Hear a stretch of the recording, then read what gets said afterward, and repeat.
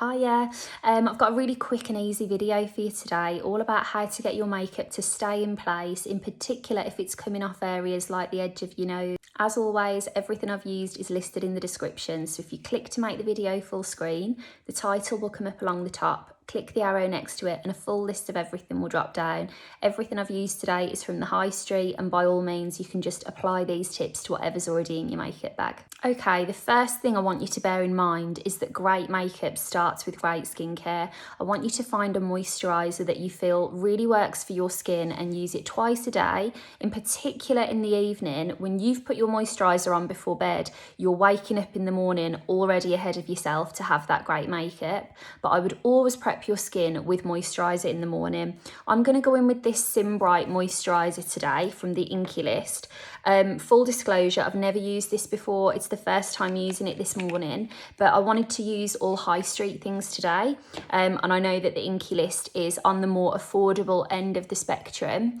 By all means, if you're watching this video because you have rosacea, there are dedicated videos specifically for rosacea elsewhere on my page. This is going to be more of a general one size fits all for everybody that wants to keep their makeup in place for the day. Okay, that is taking a little while to work in, to be honest, and that leads me on to my next point, that it might be worth doing your skincare, then going to make a cup of tea or do something to let it sit for about 10 minutes and then go in with the rest of your makeup. Also, something I would point out is that I'm not going to wear SPF today because I'm mostly going to be indoors. If you were going out and about or going about your daily business, I'd probably replace a moisturiser with a really hydrating SPF because you need to be using your SPF every single day. Now, next step, primer. I'll be honest with you, I really feel that if you nail your skincare, you don't necessarily need a primer. A lot of people would really disagree with me on that, but that's how I feel. I just think that if your skin is dry or dehydrated, it's going to absorb the moisture from your foundation, whereas if you've given it skincare, it will leave your foundation alone. However, I know lots of people love to prime. If you are going to prime, I would keep it to the areas where you need the help. So for example, this one from Maybelline is all about reducing the appearance of pores. I'm not going to put it all over. I'm just going to put it in the areas where I notice the pores. So as you can see, I'm just going through the T-zone here. And again, just a reminder, these are all readily available on the high street, or if they're not on the high street, I'm going to show you some Peaches things, for example. They're high street prices and you can order them online. It's just nice to know that, you can have this great level of makeup that will last, and with the right technique, it doesn't matter how much you've spent on it because it's more about how you do it than how expensive the products are that you use. Okay, you know what's coming. I'm like a broken record. I know I'm always harping on about this. We're going to do our foundation with a really soft touch. If you are scrubbing that foundation on or you're really putting it on in a rush, you're not building coverage. The softer you can press that foundation onto your skin, the more you're going to be able to build these layers and achieve a coverage. So super soft touch. I'm going to use the Ordinary Serum Foundation today. Don't be fooled, even though it's a serum consistency. It's fantastic. I find that it works really well on my redness. It's very comfortable, gives you a nice level of coverage, and the last time I checked, this was about £6.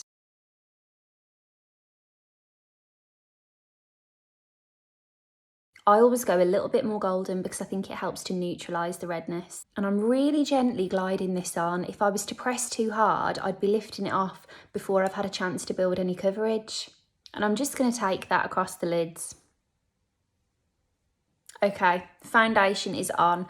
The next step is so crucial for getting your makeup to last all day. I want you to set it with a bit of powder. This is really contested. Some people like powders, some people like setting sprays. I personally think that giving that velvety finish to the foundation helps to lock it into place and also means that it won't transfer or melt away. I'm going to take the Peaches setting powder and a Peaches PC03 brush. And so that I don't, really lose the glow from this foundation, I'm going to pay particular attention to set down the centre of the face, anywhere that tends to look sweaty quite quickly, and leave the rest quite nice and fresh so that you've still got a bit of a glow. Now, I cannot emphasise enough, and again, I know I'm such a broken record, I'm going to set my eyes as well, by the way. I am barely letting this brush touch my face, and actually I'll show you a clean one of these. I've got one over here. This brush is so soft that even if you wanted to scrub your face with that, it's so soft that it won't let you apply too much pressure. Rubbing these things in is moving the product that you've just put, when actually we want to glide this over the skin to just set it in. Really pay attention to that nose in particular. Okay, so in theory, you've ticked all of the boxes at this point. You've prepped your skin, you've used a primer, you've applied your foundation with a really soft touch, you've built the coverage that you want, you've set it in with powder really gently, you've done everything right.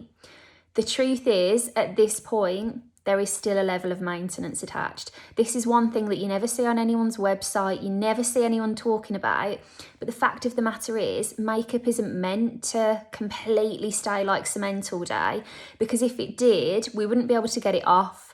You know, there's so many things, it's not meant to be this absolute mask, it's meant to enhance what's already there. And so through the day, when you get warmer, when your skin gets warmer, it's gonna move around to an extent. The number one thing I would say to you is bring your powder with you everywhere, a little tidy up of round here, round the chin, general T-zone will make everything look so much more flawless, I can't even tell you. You might also want to bring, I always talk about this one, but the Maybelline Instant Eye Erase Concealer has got a sponge applicator. This is the kind of thing that you can just press onto that nose area. You don't need to bring brushes or anything to rub it around, but it will give you a bit more of a top up through the day. But another thing, it's so crucial and it sounds so simple. Be really mindful of your habits. If you're touching your face a lot, your makeup's going to move.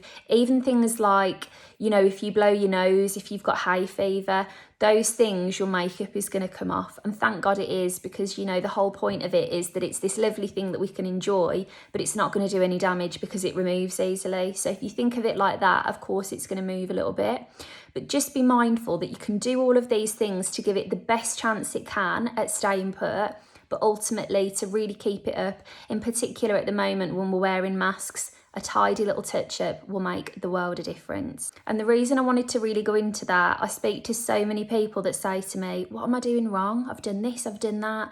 I'm following all of these steps, I'm using great things. And it's not that you're doing something wrong.